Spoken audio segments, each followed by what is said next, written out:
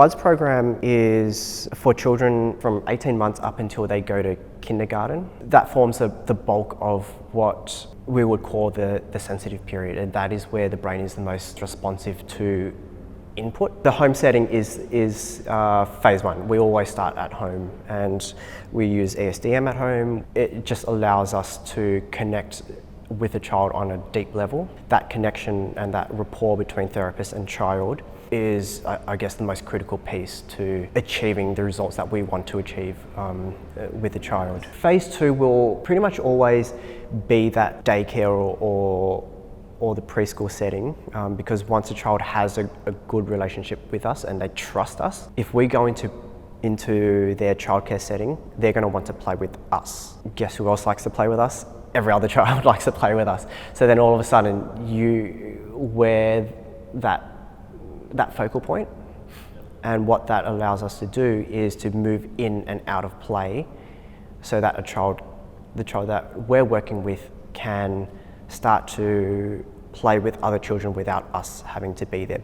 The more we can build those moments to have that positive associations with other children, that's going to create that desire that's going to start to form a child's going to start forming friendships. So the Early Start Denver model, or ESDM, is a play-based holistic model of early intervention. It's holistic in the sense that it addresses the main areas of development. So we're talking receptive expressive communication, fine motor, gross motor skills, social skills, play skills, personal independent skills, and cognition. It gives the power back to the child, and because it is play-based, it's also child-led, and we're working with the child's motivation.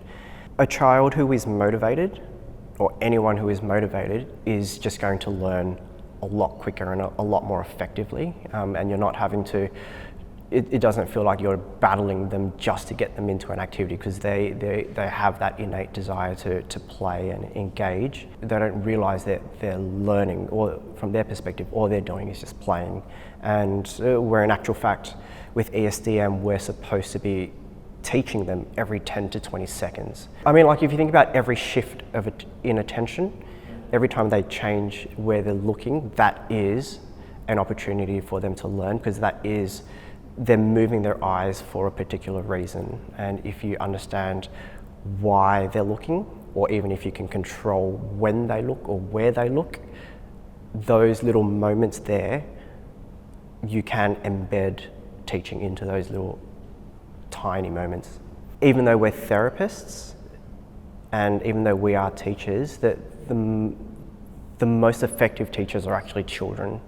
And if we can just enjoy the moment with a child and being able to connect with them in whatever it is that they're doing, you're going to be able to connect with that child on a much deeper level, because you're seeing it through their eyes, and then you can go in and make suggestions, or you can play and make more effective you can incorporate more effective ideas for that child. What we're trying to do fundamentally is take the feeling that they have when they're playing, that positive emotion, attach it to a person.